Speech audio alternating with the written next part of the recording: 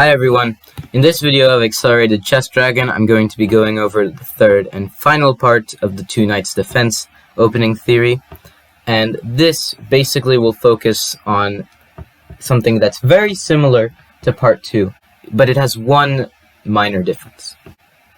So without further ado, let's look at this opening. White will play e4, and now black will play e5. Knight f3, knight c6, we've already went over this. And you might remember where white is going to play e5, and instead of playing all those other moves like knight e4, knight g4, and queen e7, black is going to play d5. So far it's very similar to part 2, and after knight takes d4, here comes the difference. Black, instead of playing the move bishop d7, is going to play the move bishop c5. And the idea of this move is to basically sacrifice a pawn to maybe get some counterplay. And this can be quite useful if you think about it. Usually white might think about playing the move knight takes c6, but in general this move doesn't actually work as much as you might think it does. Black will play bishop takes f2 check, white must play king f1, and now black will actually play b takes c6, believe it or not. And after bishop takes c6 check, black will not even play a move like bishop d7. He will play king f8. And if you think about capturing this rook on a8, you might be wondering how white is completely lost after this. And it's because bishop a6 check, there are a variety of different ways of how you could actually execute this. For instance, instead of playing the move bc6, you could also just go queen h4 directly. And this position, believe it or not, is actually completely equal for both sides. So that's just something to keep in mind if you ever want to play this variation of the two knights defense, and why you should really not be thinking about capturing the knight on c6 with your knight. So instead, bishop c5 will be played, and now bishop to e3. And after bishop e3 is played, black will castle, which is one move. He could also play bishop to d7, or he could just take on d4. We're first going to be looking at the move bishop takes d4. And after bishop takes d4 is played, white will play queen takes d4.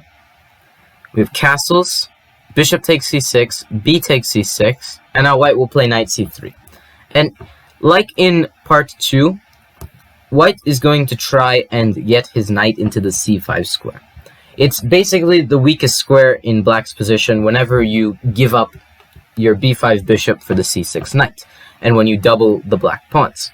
And you can see that one idea that white might have is to bring his knight to a4 and then to c5, and he's got a very strong knight on the c5 square. And black could stop white from doing this by playing the move knight c3, but if he does this, then after queen takes c3, the dark squared bishop will come to c5, and yet again we've seen that a piece occupying the weakest square in black's camp can always be a bad thing. So instead, black will play knight g5, and now white will go queen a4. And of course he's threatening queen takes c6, and black will just play bishop d7, defending the c6 pawn.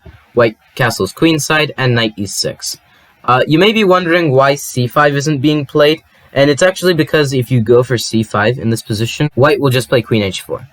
And the idea is that, well, after queen h4 is played, there's an attack on both the g5 knight and the d5 pawn.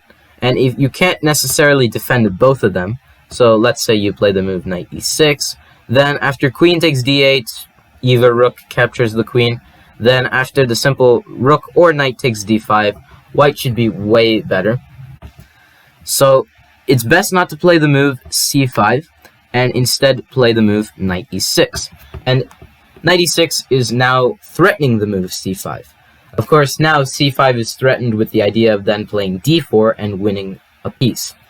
So white will play queen a3, and now black plays f6, attacking the e5 pawn and encouraging a trade on the f6 square. So e takes f6, queen takes f6, and knight e4. White is willing to trade his knight on e4 for the bishop on d7, which not only would give him a bishop versus knight endgame, if all the pieces get traded off, but it would also give him a very, very active rook. And this is the main reason why black actually declines the trade, and instead he plays queen g6, but now white has yet again managed to find a way to get his knight into c5. And even though that knight will not stay on c5, this dark squared bishop will.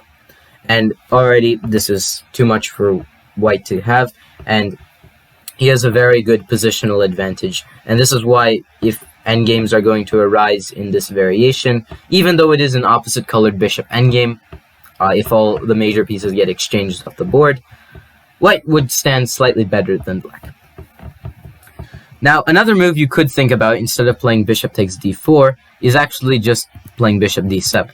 And this is breaking the pin and getting ready to castle kingside as black. But white will play bishop c6, and after bc6, he'll just develop his knight to d2. And black has 4 main moves that he can play if this move is played. The moves are knight takes d2, queen h4, queen e7, and castles. We're just going to be looking at the move castles. If castles is played, then knight takes e4 will be played, d takes e4, and now knight takes c6, just winning a pawn. And the point is that after bishop takes c6, bishop takes c5, if you trade queens, then that would just give white an extra pawn and a very good advantage. So black is actually going to play queen g5. And the intention is to sacrifice the exchange to get tons and tons of counterplay. So bishop takes f8. And now, of course, not capturing the bishop right away, which would allow some consolidation, but instead just going straight for the king. Queen takes g2. And of course, now, if you play the move king e2, then you allow something like queen to f3 check to be played, and you are allowing too much counterplay.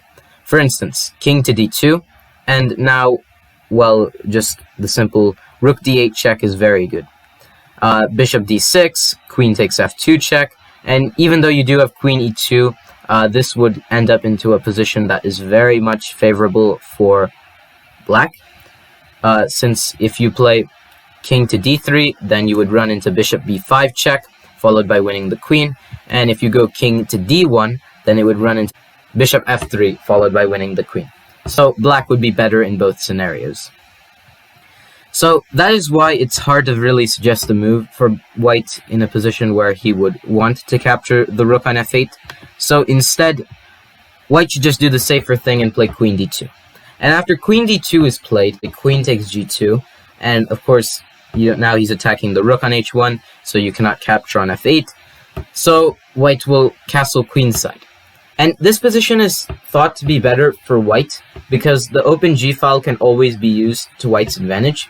And with the inclusion of the bishop on c5, which, get this, is a dark squared bishop that can attack all of black's weak points, this combination of pieces is going to be a very good sign for white.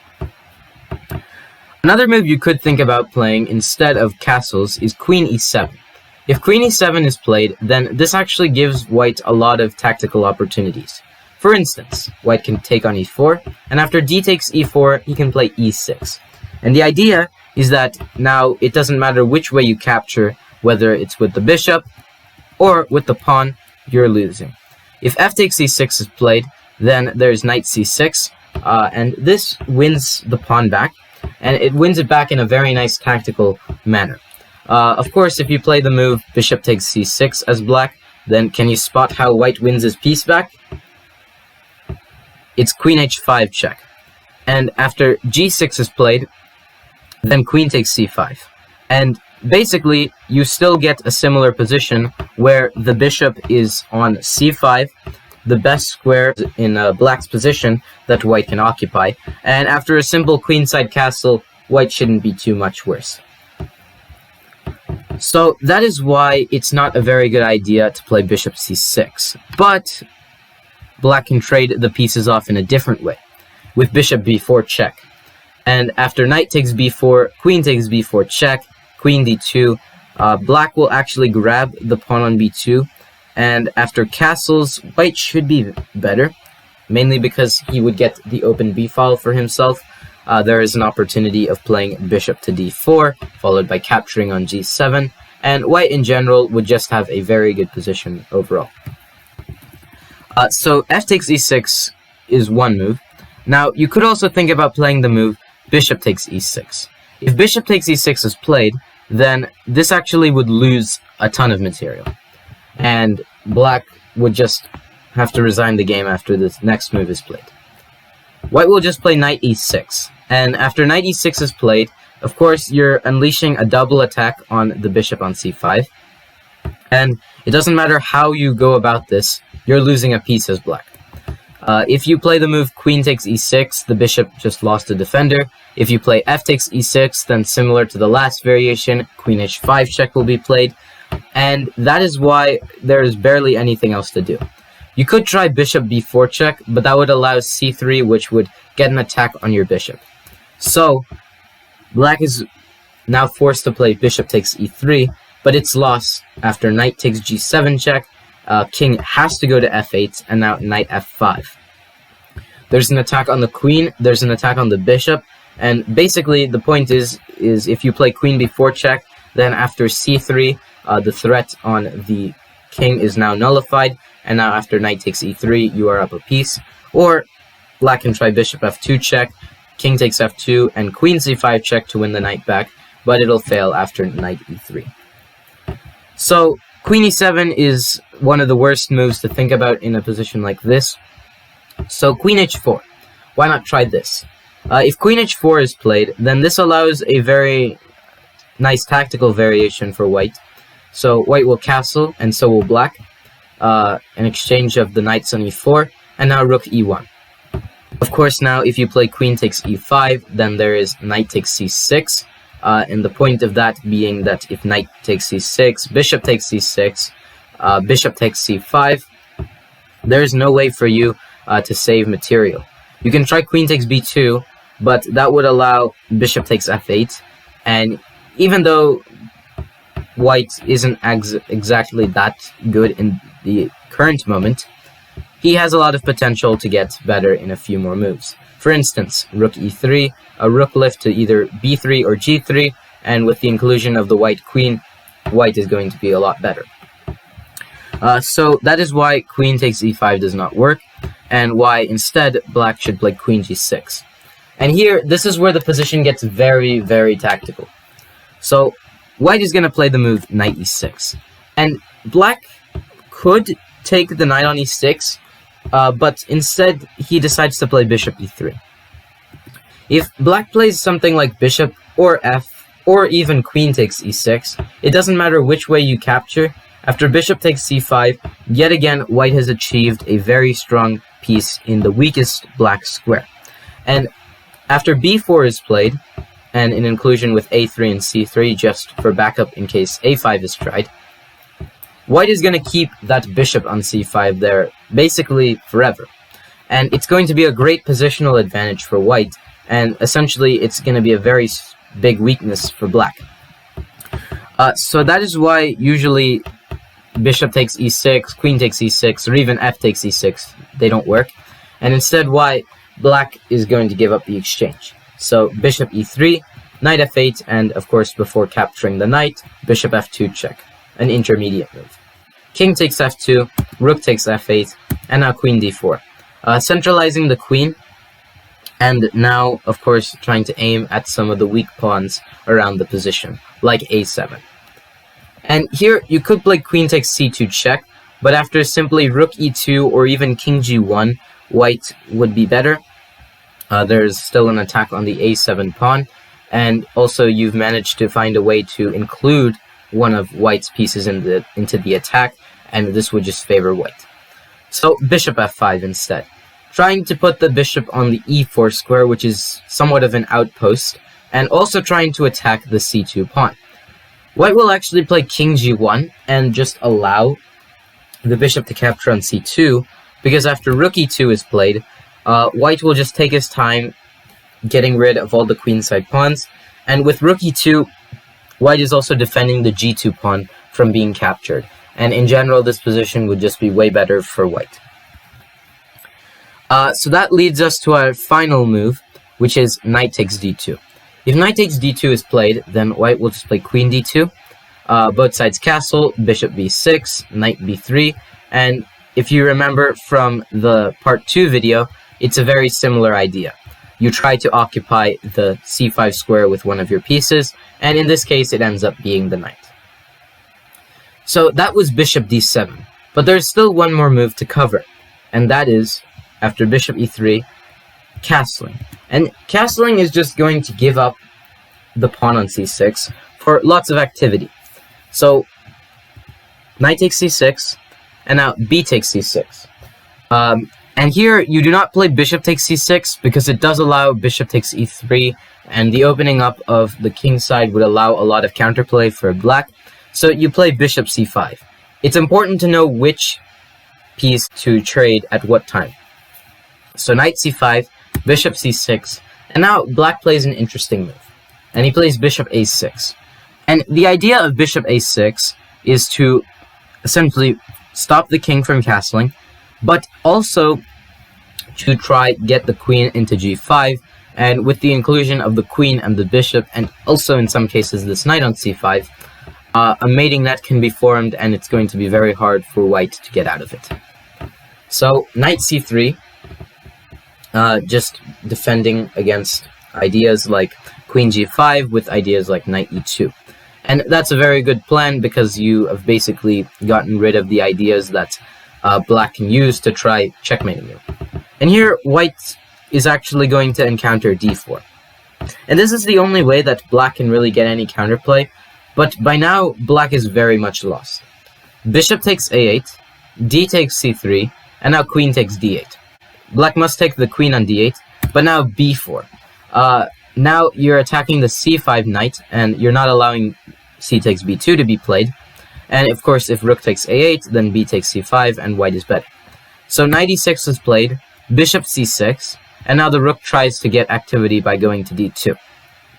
Now obviously, if you're not careful, and if you allow moves like knight d4 and knight c2, then of course, white is worse. But white is going to play this position with extra caution. So b5, knight d4, threatening knight takes c2, but now because the bishop is locked and it's not guarding the f1 square anymore, white can castle, and after knight takes c6, b takes a6, and this position is already way too much better for white. It's only a matter of technique and how one player is able to punish the other. So after b takes a6, this variation is over. So I hope you all enjoyed the video, and if you have any suggestions or feedback for me, please let me know in the comment section, and stay tuned for more chess.